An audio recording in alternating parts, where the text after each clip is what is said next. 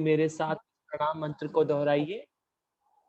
नमः ओम विष्णुपादाय कृष्णप्रेष्ठाय भूतले श्रीमते भक्ति वेदांत स्वामिन इति नामिने नमस्ते सारस्वते देवे गौरवाणी प्रचारिणे निर्विशेषा शून्यवादी पाश्चात्य देशतारिणे।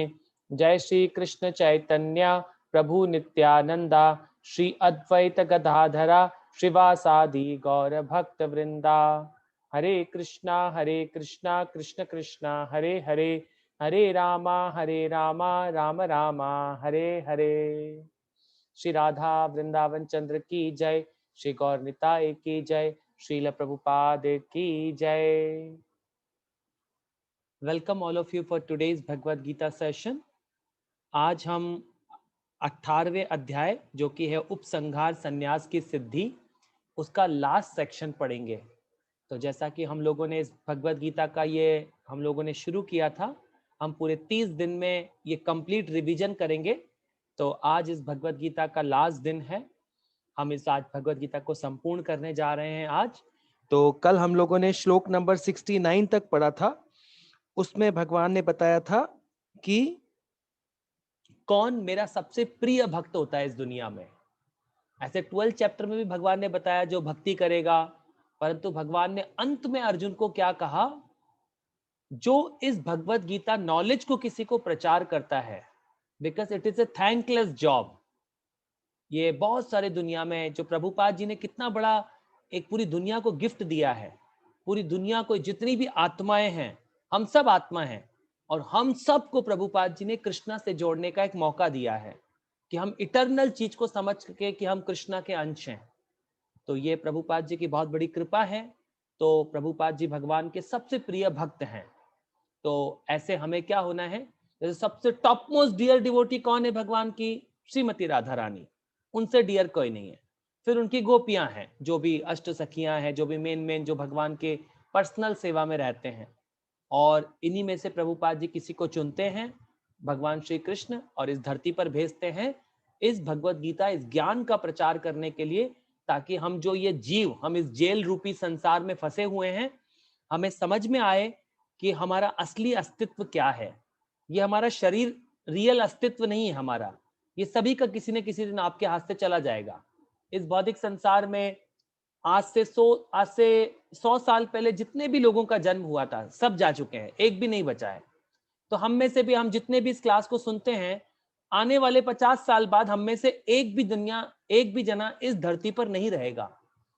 तो हमें समझना चाहिए कि हमें अपने जीवन में जो चैतन्य महाप्रभु ने प्रिंसिपल दिया है कि हमारा इस भारत की भूमि पर जन्म हुआ है, तो हमारा मेन काम होता है मनुष्य जीवन का कि इस नॉलेज को हम अच्छे से समझें, और इस नॉलेज को समझने के बाद हम अपने पहले खुद का उद्धार करें और फिर दूसरों का भी उद्धार करें। तो ये सबसे इंपॉर्टेंट बात बताई भगवान ने कल लास्ट श्लोक नंबर 69 में, कि जो इस नॉलेज का प्रचार करता है वो मेरा सबसे प्रिय भक्त होता है।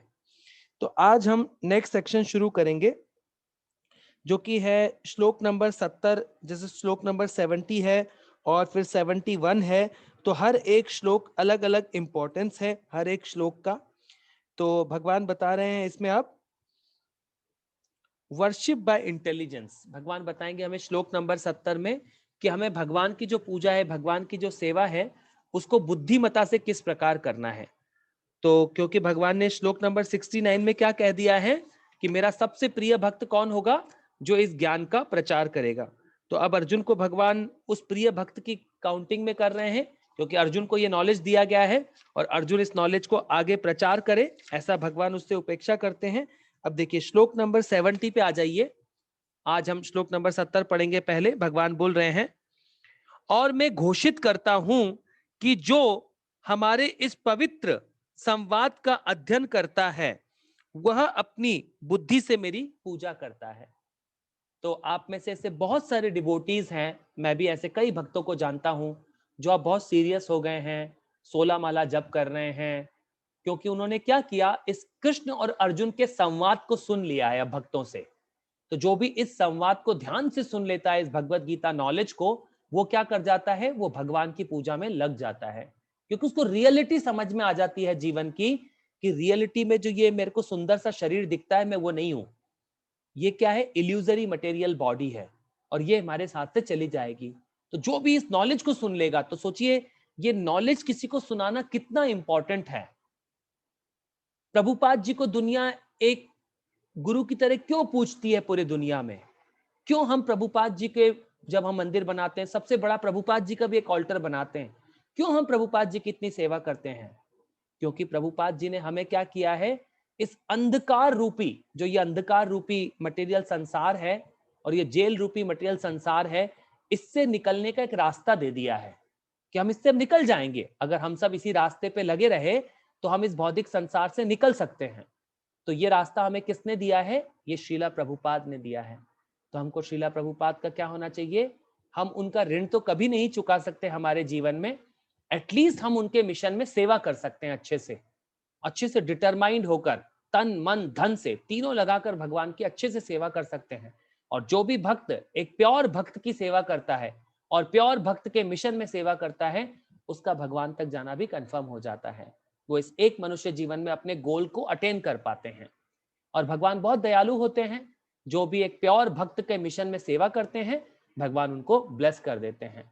तो कृष्णा हम सभी को ब्लेस करना चाहते हैं और इसीलिए भगवान ने आपको प्लान करके इस भगवत गीता सेशन में जोड़ा होता है, ताकि आप इस पूरे संवाद को, जो कृष्ण और अर्जुन के बीच में भगवत गीता संवाद हुआ है, इसको हम लोग ध्यान से सुन सकें। तो भगवान बोल रहे हैं 70वें श्लोक में, अब मैं घोषित करता हूं कि जो हमारे इस पवित्र संवाद का अध्ययन करता है वह अपनी बुद्धि से मेरी पूजा करता है। तो भगवान उसकी बुद्धि कैसी कर देते हैं? भगवान उसकी बुद्धि को भक्ति योग वाली कर देते हैं, ताकि वो अपने इस बुद्धि को, इंटेलिजेंस को यूज करे और कृष्णा की पूजा करना शुरू कर दे और वो किसी और की पूजा में ना लगे। अब देखिए श्लोक नंबर 71 पे आ जाइए।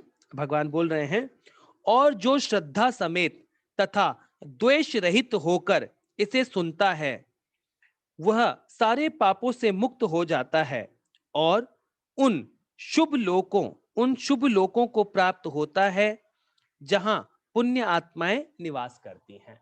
तो देखिए भगवान फिर से गारंटी दे रहे हैं श्लोक नंबर 71 में कि आपको स्पिरिचुअल वर्ल्ड मिल जाएगा। ये जो मृत्यु संसार है, इसको मृत्यु लोक बोलते हैं, इस भौतिक संसार को। आप यहाँ पे नहीं रहेंगे, इसके बाद आपको भगवान कहाँ बिठाएंगे? जहां पे स्पिरिचुअल वर्ल्ड है, जो भगवान का संसार है। एक सोचिए, कभी कभी आप इमेजिन करिएगा, थोड़े दिन बाद ये जो हमारा शरीर है ये चला जाएगा हमारे हाथ से, हमारी डेथ हो चुकी होगी और हमारी इस बॉडी को कोई पंचभूत में फिर से विलीन हो जाएगी। तो हम कहाँ जा रहे हैं? हमें कौन सा घर मिलेगा इसके बाद? हमें वो वैकुंठ धाम, जो भगवान का गोलक वृंदावन धाम है, और जो भगवान का हरिनाम जप करते हैं उनको कंफर्म होता है कहाँ का? उनको गोलक वृंदावन धाम मिलता है। तो भगवान यह कंफर्म कर रहे हैं अर्जुन के इस भगवत गीता के एंड में, क्योंकि अब कंक्लूड कर रहे हैं भगवान भगवत गीता को। तो अब अर्जुन को भगवान बोलेंगे, अब तुम्हें इच्छा हो जो करो अर्जुन, मैंने तुम्हें सब कुछ बता दिया। तो ऐसे ही भगवान ने हमें, आज हम कंक्लूड करेंगे इस नॉलेज को, तो भगवान ने हमें सब कुछ बता दिया है कि अब हमें क्या करना है। तो इसीलिए हम लोगों ने इस कथा को कंटिन्यू करने के लिए क्या किया है, परसों से आप कृष्ण कथा को समझने का प्रयास करिएगा। तो एक कृष्णा बुक है, आप सभी भक्तों के पास होगी भी सही।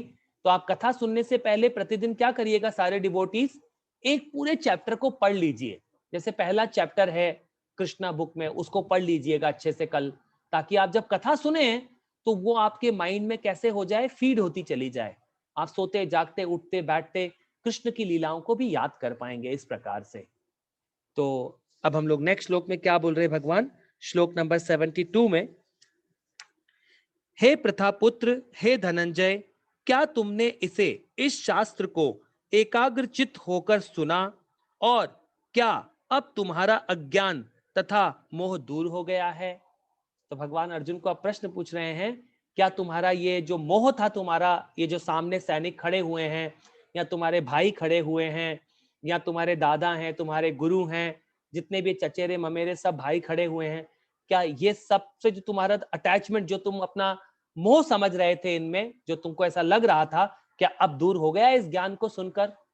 तो इस ज्ञान को सुनकर हमारा भी क्या होना चाहिए जीवन में, जो इस भौतिक संसार के हम अटैचमेंट में फंसे हुए हैं, ये अटैचमेंट है ना हमें, सबसे पहला अटैचमेंट इस शरीर से है, फिर दूसरा अटैचमेंट हमारे जो नियरेस्ट डियरेस्ट होता है, पति को पत्नी से, पत्नी को पति से है, बच्चों से है, माता पिता से है, फिर तीसरा अटैचमेंट होता है हमारा ये जितना भी हमारा क्या बोलते हैं, ये हमारा धन संपत्ति है या हमारे पास जो ये घर है, गाड़ियां हैं, इनसे अटैचमेंट होता है। फिर उसके अगला अटैचमेंट हमारा रिलेटिव से होता है। तो ये सब क्या है? अटैचमेंट ही तो है। तो अल्टीमेटली तो हम आत्मा हैं, कृष्णा का प्योर अंश हैं हम लोग। तो हमारा मेन काम तो है कृष्ण को समझना। तो भगवान बोल रहे हैं भगवत गीता सुनने के बाद, क्या अर्जुन तुम्हारा ये अटैचमेंट दूर हो गया है? अब देखिए फिर क्या बोलेंगे। अब अर्जुन बोलेंगे, अर्जुन उवाचा नष्टो मोह स्मृति लब्ध्वा त्वत्प्रसादान् मयाच्युत स्थितो अस्मि गता संदेह करिष्ये वचनम तवा। ये बहुत इंपॉर्टेंट श्लोक है। अब बोलिए अर्जुन क्या बोल रहे हैं भगवान को। अर्जुन ने कहा, हे श्री कृष्ण है अच्युत, अब मेरा मोह दूर हो गया है। आपके अनुग्रह से मुझे मेरी स्मरण शक्ति वापस मिल गई है। अब मैं संशय रहित तथा दृढ़ हूं और आपके आदेशानुसार कर्म करने के लिए उद्धत हूं। तो अर्जुन क्या बोल रहे हैं भगवान को कि भगवान अब मेरा मोह और ये सब मेरे हृदय से दूर हो गया है और जो आपने मुझे बोला है अब मैं एज इट इज काम करूंगा। तो ये भगवान आपसे क्या उपेक्षा कर रहे हैं इस भगवत गीता को समझने के बाद? हमको जो भी भगवान ने बताया इस पूरी भगवत गीता में, तो अब हमें क्या करना है? भगवान के ऑर्डर फॉलो करके भगवान की बात को सुन लेना है। अगर फिर भी अभी भी हम नहीं कर रहे हैं, 16 माला जप नहीं कर रहे हैं, 4 नियमों का पालन नहीं कर रहे हैं और प्रॉपर तरीके से साधना नहीं कर रहे हैं, इसका मतलब अभी भी हमें भगवान पे डाउट है कि जो भगवान ने भगवत गीता में बोला क्या सही भी है कि नहीं है। तो हमें भी अर्जुन की तरह हो जाना चाहिए और भगवान को प्रॉमिस करना चाहिए, भगवान कि अब मैं एज इट इज करूंगा जो भी आपने मुझे इस भगवत गीता में सिखाया है। तो जो भक्त इतना निश्चित होकर, दृढ़ निश्चय होकर इस भगवत गीता को अपने जीवन में फॉलो करता है, उसका क्या हो जाता है, ये जो बॉडी है ये लास्ट बॉडी हो जाएगा और हमें भगवान अपने चिन्मय धाम, वो भी एक सुंदर सा धाम है। ये जो मिट्टी का वर्ल्ड है ना, वो मिट्टी का वर्ल्ड नहीं है, वो स्पिरिचुअल धाम है, वो हर चीज स्पिरिचुअल है। तो हमें वहां जाने के लिए प्रयास करना चाहिए। उसके लिए हमें विदाउट तपस्या आपको कुछ नहीं मिलेगा, आपको तपस्या तो करनी पड़ेगी। अगर सुबह 4 बजे उठने की तपस्या है तो यस उसको करिए, वॉलंटरली करिए। अब भी नहीं करेंगे तो थोड़े दिन बाद किसी भी दिन ये शरीर हाथ से चला जाएगा। तो अब उस वॉलंटरी तपस्या को अपने जीवन में ले लीजिए कि हमको डेली मंगला आरती करना है और उसको सीखना है कि कैसे करें हम इस मंगला आरती को। ऐसा नहीं है धीरे धीरे सिर्फ एवरीडे मोबाइल पे करना है। धीरे धीरे आप, जिन भी भक्तों को इंटरेस्ट है, मैं आपको एक प्रोसेस भेजूंगा कि मंगला आरती कैसे करना होता है, उसमें किस प्रकार राउंड्स होते हैं, वो धीरे धीरे आपको सीखते जाना है। क्योंकि लाइफ का गोल है वो, अगर हमने वो कर लिया, यहाँ पे राधा कृष्ण की अच्छे से सेवा कर ली इस भौतिक संसार में, तो हमें भगवान की पर्सनल सेवा मिल जाएगी और वही एक जीव का मेन काम है। नहीं तो इस भौतिक संसार में फिर से किसी योनि में पड़े होंगे हम, फिर से वही हमारे बच्चे होंगे, फिर से वही मटेरियल संसार होगा और पता नहीं किस योनि में होंगे हम, नहीं मालूम हमें कर्मों के हिसाब से। तो इस ह्यूमन बॉडी को सरेंडर कर दीजिए भगवान को। तो भगवान हमसे सिर्फ वही सरेंडर चाहते हैं अब, ताकि हम जो भी सरेंडर करता है भगवान को, उसको भगवान अपने नित्य धाम में फिर रखते हैं। और अर्जुन को क्या बोल रहे हैं भगवान? अर्जुन ने कहा, हे श्री कृष्ण है अच्युत। अच्युत क्यों बोला भगवान को फिर से यहाँ पर? जो अपनी रियल पोजीशन से कभी नहीं गिरते भगवान, इवन दो वो भगवान उसके ड्राइवर हैं, फिर भी भगवान अपनी रियल पोजीशन से कभी नहीं गिरते हैं। अब मेरा मोह दूर हो गया है, आपके अनुग्रह से मुझे मेरी स्मरण शक्ति वापस मिल गई है। अब मैं संशय रहित तथा दृढ़ हूं। तो अर्जुन अब क्या बोल रहे हैं? मैं संशय रहित हूं, अब मुझे कोई डाउट नहीं है भगवान, आपने जो भी बोला है कृष्णा, अब मैं एज इट इज फॉलो करूंगा। क्या बोला इसकी लास्ट लाइन में अर्जुन ने भगवान को कि मैं भगवान करिष्ये वचनम तवः, कि अब मैं आपका जो आपने एज इट इज बोला है मैं उस कार्य को एज इट इज करूंगा भगवान। तो हम भक्तों को भी एज इट इज करना होता है। और हमें कौन सिखा रहे हैं? प्रभुपाद जी सिखा रहे हैं। अगर प्रभुपाद जी ने इस मॉर्निंग का 5-6 घंटे का साधना प्रोसेस दिया है, तो वो हमारे माइंड को सही करने के लिए दिया है। जो ये करोड़ों करोड़ों जन्मों से हम बार बार शरीर लेते आ रहे हैं, कोई ना कोई शरीर हम हमेशा ले लेते हैं हमारी गलतियों की वजह से। तो इस एक लाइफ में अब कोई गलती मत करिए। ये जो अब ह्यूमन बॉडी मिला है, इसमें आप कोई गलती मत करिए, हमें कोई रिस्क नहीं लेना है। जरा सा भी रिस्क लिया तो नई बॉडी आपके लिए तैयार होगी। भरत महाराज ने थोड़ा सा रिस्क लिया था वो हिरण के बच्चे के साथ, तो उनको नया शरीर मिल गया एक और, उनको 2 जन्म और लेने पड़े। तो अगर आप सिंसियर हो जाएं इस भौतिक संसार में, अब मुझे नहीं चाहिए भगवान, मुझे तो सिर्फ आप चाहिए हो, जब हम उस लेवल पे सिंसियर हो जाते हैं तो भगवान फिर आपकी बहुत हेल्प करते हैं। और ये कब होता है? जब आप रेगुलर वैष्णवों के साथ रहेंगे। इस दुनिया में से बहुत कम जीव होते हैं जो भगवान तक जा पाते हैं, करोड़ों में से एक। तो सोच लीजिए इस भारत की आबादी कितनी है, 130 करोड़, तो कितने से जाएंगे? 130 लोग जाएंगे भगवान तक। तो देखिए उस 130 में जैसे होता है ना, भारत के यहाँ पे कितने सारे लोग, करोड़ों लोग क्रिकेट को खेलते हैं, करोड़ों लोग डेली प्रैक्टिस करते होंगे, फिर उसमें से कोई गिने चुने होते हैं जो जो 2020 मैच में आते होंगे, रणजी ट्रॉफी में आते हैं, फिर उसमें से बहुत रेयर होते हैं जो थोड़े आगे खेलते हैं, उसमें से थोड़े होते हैं, उसमें से थोड़े और होते हैं, बड़े कोई रेयर होते हैं जो इंडियन टीम में पहुंच पाते हैं, जो 11 खिलाड़ी होते हैं। और इसमें से भी बहुत बड़े बड़े कंपटीशन वाले गेम होते हैं। तो ये भी एक इस प्रकार का भगवान हमें बता रहे हैं कि मनुष्य नाम सहस्त्रेषु कश्चित यतति सिद्धये।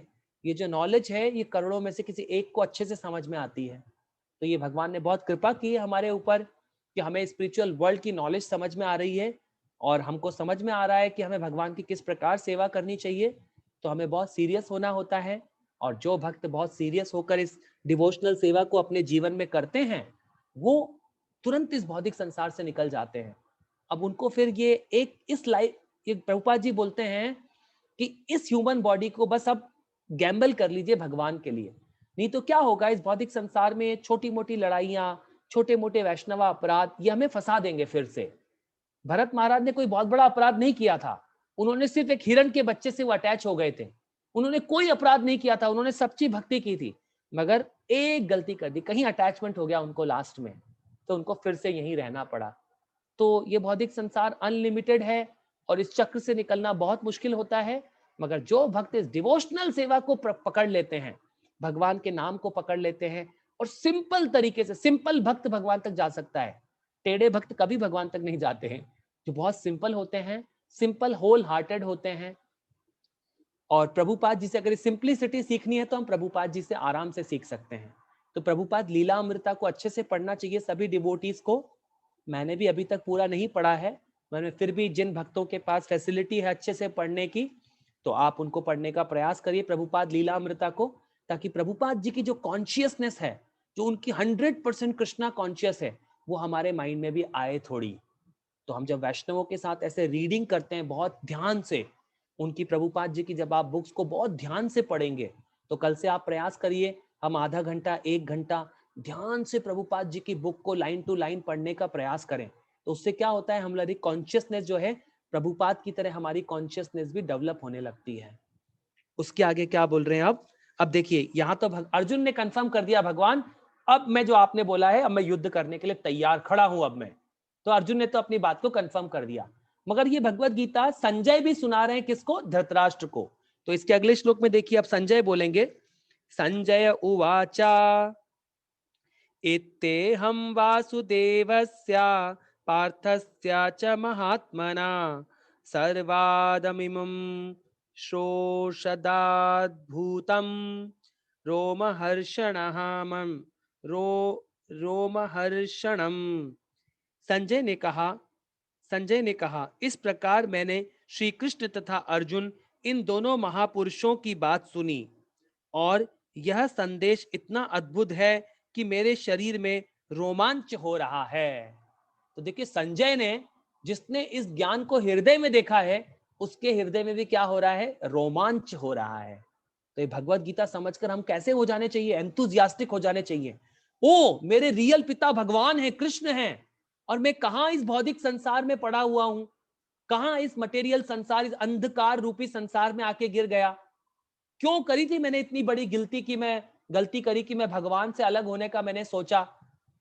तो भगवान हमें इनवाइट कर रहे हैं कि हम स्पिरिचुअल वर्ल्ड में भी रह सकते हैं भगवान के साथ। तो हमें भगवान ने ये इतना स्पेशल मौका दिया है। तो संजय के मन में जैसा रोमांच हो रहा है, तो हमारे हृदय में भी उतना एंथुजियाज्म आना चाहिए भगवत गीता को पढ़ने के बाद, क्योंकि हमें पता लग गया है कि हम आत्मा है अब।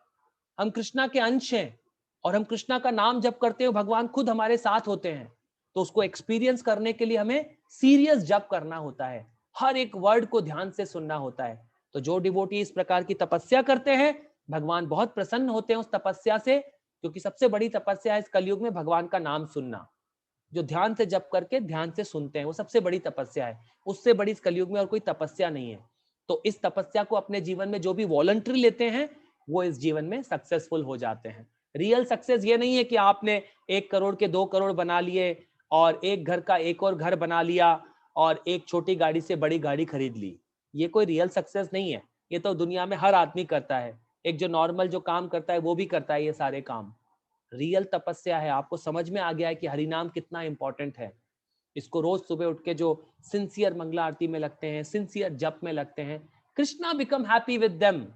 कृष्णा किससे खुश हुए थे जब उनसे सुदामा मिलने गए थे। सुदामा ब्राह्मण थे और वो ब्राह्मणिकल कार्यों को कभी नहीं छोड़ा सुदामा ने, भले कितने ही गरीब रहे सुदामा। भगवान उनसे खुश होते हैं क्योंकि भौतिक संसार मिट्टी का है। भगवान को बहुत खुशी नहीं होती कि हम मिट्टी से मिट्टी में ही आगे बढ़ते हैं। प्रभुपाद कब खुश होते हैं भक्तों से? जब वो कृष्णा कॉन्शियसनेस में आगे बढ़ते हैं, जब वो भगवत गीता जप करने में अपनी तपस्या करते हैं, रोज सुबह होकर हर भगवान के नाम को सुनने में स्ट्रगल करते हैं, डेली तपस्या करते हैं, तब प्रभुपाद हमसे खुश होते हैं। Prabhupada is pleased, Krishna is pleased. अगर हम सोचें कृष्णा हमसे कैसे खुश होंगे, पहले प्रभुपाद को खुश करिए। अगर आपसे प्रभुपाद खुश हो गए, कृष्णा कंफर्म खुश हो जाएंगे, क्योंकि कृष्णा ने उनको एम्बेसडर बना के यहाँ भेजा है। तो अगर हमने प्रभुपाद को प्लीज कर दिया हमारे जीवन में, हमारा लाइफ सक्सेसफुल है। अगले श्लोक पे आ जाइए, श्लोक नंबर 76। हे राजन, जब मैं श्री कृष्ण तथा अर्जुन के इस मध्य हुई इस आश्चर्यजनक तथा पवित्र वार्ता का बारंबार स्मरण करता हूं, तो प्रति क्षण आह्वान से गदगद हो उठता हूं। तो ये संजय बोल रहे हैं कि मैं भी कैसा हो उठता हूं, गदगद हो उठता हूं। तो हमें भी इस भगवत गीता को बार बार पढ़ना चाहिए। जब भी आप बार बार पढ़ते रहेंगे तो ये नॉलेज क्या है, आपको ये ज्ञान रियलाइज होने लग जाएगा। आप हर काम आत्मा लेवल पे कर पाएंगे। धीरे धीरे आप भगवान का नाम भी आपकी आत्मा जप करने लगेगी। अभी तो हम क्या है, माइंड को भी नहीं लगा रहे, माइंडलेस जप कर रहे हैं। फिर धीरे धीरे आपका जप माइंडफुल होने लगेगा, फिर हार्टफुल होने लगेगा और फिर सोलफुल होने लगेगा। Soul will start chanting, then you see क्या मजा है इस भगवान की भक्ति में। इससे मजा इस दुनिया में, इससे ज्यादा एंजॉय किसी चीज में है ही नहीं। तो इतना सुंदर आपको आनंद दिया है भगवान ने। अगर आप उस आनंद को प्राप्त करना चाहते हैं तो थोड़ा सीरियस होना पड़ता है। इसके बाद क्या बोल रहे हैं, 76 77 पे आ जाइए। हे राजन, अब बोल रहे हैं, हे राजन, भगवान श्री कृष्ण के अद्भुत रूप का स्मरण करते हैं वे अधिकाधिक आश्चर्यचकित होता हूं और पुनः पुनः हर्षित होता हूं। बोल रहे हैं, राजन, भगवान श्री कृष्ण के अद्भुत रूप का स्मरण करते ही मैं अधिकाधिक आश्चर्यचकित होता हूं और पुनः पुनः हर्षित होता हूं। तो ये संजय को बहुत आनंद आया है। इसी तरह हमें भी बहुत आनंद आना चाहिए इस भगवत गीता को समझकर और सुनकर। अब हम इसका लास्ट श्लोक पढ़ने जा रहे हैं इस भगवत गीता का। ये हम भगवत गीता संपूर्ण हो गई है। अब हम 78 श्लोक, बहुत इंपॉर्टेंट श्लोक है इस भगवत गीता का। अब बोल रहे हैं, यत्र योगेश्वर कृष्णा यत्र पार्था धनुर्धरा तत्र श्री विजयो भूमिर्ध्रुवा नीतिर्मतिर्गमा। जहां योगेश्वर श्री कृष्ण हैं और जहां परम धनुर्धर अर्जुन हैं, वही ऐश्वर्य, विजय, अलौकिक शक्ति तथा नीति भी निश्चित रूप से रहती है, ऐसा मेरा मत है। तो कंफर्म कर दिया आप संजय ने। भगवान वो बोल रहे हैं, जहां योगेश्वर श्री कृष्ण हैं और जहां परम धनुर्धर अर्जुन हैं, वहां ऐश्वर्य, विजय, अलौकिक शक्ति तथा नीति भी निहित है। तो क्या क्या सब कुछ वहां रहेगा। जहां पे भगवान श्री कृष्ण है तो उस घर में लक्ष्मी रहेगी। अगर आप सोच रहे हैं कि हम इस कृष्ण की सेवा कर कर, भगवान का नाम जप कर कर थोड़ा कुछ गड़बड़ हो जाएगा जीवन में, तो माइंड से निकाल दीजिए। जहां कृष्ण है वहां लक्ष्मी तो दौड़ी दौड़ी उस घर में रहती है। वो चाहती है कि मैं भगवान की सेवा करूं। तो ऑटोमेटिक आप लक्ष्मी की चिंता छोड़ दीजिए। और अगर आपको किसी से डर लगता है वो भी छोड़ दीजिए, आपकी विजय हर काम में पक्की होगी। कंफर्म कर दिया है भगवान ने यहाँ पर। तो जैसे कि ये आप लोग गृहस्थ जीवन में, या आप में से कोई ब्रह्मचारी भी होंगे या कोई बहुत ओल्ड एज भी होंगे, तो जिस प्रकार अर्जुन ने भगवान की पूरी सेना को नहीं लिया, उन्होंने क्या किया, कृष्ण को अपनी तरफ रख लिया अपने रथ पर, और क्या हो गया, अर्जुन इस युद्ध में विजय हो गए। इसी प्रकार जिस आप इस गृहस्थ जीवन भी एक युद्ध है आपके लिए, प्रतिदिन युद्ध है ना, डेली इस गृहस्थ को चलाना, पत्नी को संभालना, पति को संभालना, बच्चों को संभालना, और उसके साथ में ये भक्ति करना, ये भी तो एक युद्ध है प्रतिदिन का। भगवान को डेली भोग लगाना, लहसुन प्याज नहीं खाना, अपने बच्चों को कृष्णा कॉन्शियसनेस में लेके आना, तो इसके लिए बहुत काम है। तो भगवान गृहस्थ से क्या चाहते हैं कि आप गृहस्थ में रहकर ही इन सारे नियमों का पालन करें और 24 घंटे कृष्ण को अपने साथ रख लें। जो भी कृष्ण को अपने साथ रख लेगा वो क्या हो जाएगा, अपनी रियल विजय को प्राप्त कर लेगा। और वो विजय विजय क्या है, इस गृहस्थ जीवन में रहते हुए भी आप ग्रह मेदी नहीं बनेंगे। ग्रह मेदी क्या है, मतलब ये जो इंद्रियां हैं, मतलब पति पत्नी साथ रहते हैं तो क्या है, पति को 10 इंद्रियों से फाइट करना पड़ता है, पत्नी को भी 10 इंद्रियों से फाइट करना पड़ता है। 5 इंद्रियां खुद की, 5 पति की। तो यहाँ पे क्या बता रहे हैं भगवान हमें, अगर हम कृष्ण को अपने 24 घंटे अपने जीवन में रख लेंगे तो हमारी विजय पक्की है। हम इस गृहस्थ जीवन में रहते हुए भी अटैच नहीं होंगे एक दूसरे से, और हम इस भक्ति के मार्ग पर आगे चलते हुए क्या कर पाएंगे, अपने रियल गोल को अटेन कर लेंगे। तो ये जो भी अपने परिवार में कृष्णा को सेंटर बना लेते हैं, हर कार्य में कृष्णा को सेंटर बना लीजिए। जिस जिस घर में कृष्णा सेंटर है वहां कभी कोई लड़ाई नहीं होती, वो बड़े प्रेम से जी पाते हैं वो पूरे परिवार।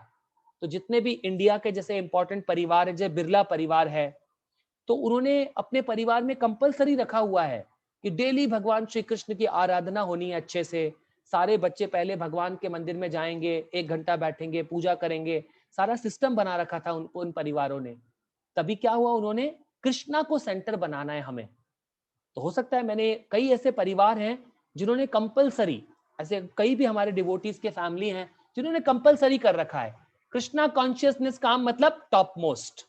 गृहस्थ जीवन, गृहस्थ आश्रम का मतलब है, आश्रम का मतलब होता है जहां पे इस डिवोशनल सेवा को प्रोमिनेंस दिया जाता है।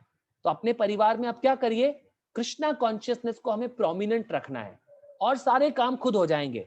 तो हमें जो भी कृष्णा कॉन्शियसनेस को प्रोमिनेंट रखते हैं, मान लीजिए हमें कंफर्म कर लिया आपने, हम अब जीवन में अगर वो भगवान को भोग नहीं लगा है तो हम उसको नहीं खाएंगे। अगर आपने कंफर्म कर लिया है तो अपने परिवार के सभी को ये निश्चित कर लीजिए, अगर आप घर की गृहिणी है तो मैं अपने ना पति को ना बच्चों को, अगर वो भगवान का प्रसाद है तो नहीं दूंगी। तो निश्चित कर लीजिए। तो उसके लिए थोड़ी तपस्या करनी पड़ेगी। जो भी आप भोजन बना रहे हैं तो उसमें 10 मिनट ऐड करिए कि मैं 10 मिनट पहले भगवान को भोग लगाने के लिए मेरे पास समय होना चाहिए। तो जब आप अपने इस प्रकार, एंग्जाइटी रहती है आपके मन में 24 घंटे कि मैं कृष्णा के बारे में कैसे एंग्जाइटी रखूं अपने माइंड में, every moment I should be anxious for Krishna, कि हम कृष्ण को कैसे याद रख सकें। जब आप इस तरह अपने जीवन को बिताते हैं, ऑस्टेरिटी में, तपस्या में बिताते हैं, और इस बॉडी को तपस्या में रखते हैं, तो आप क्या कर पाएंगे, भगवान तक निश्चित पहुंच जाएंगे।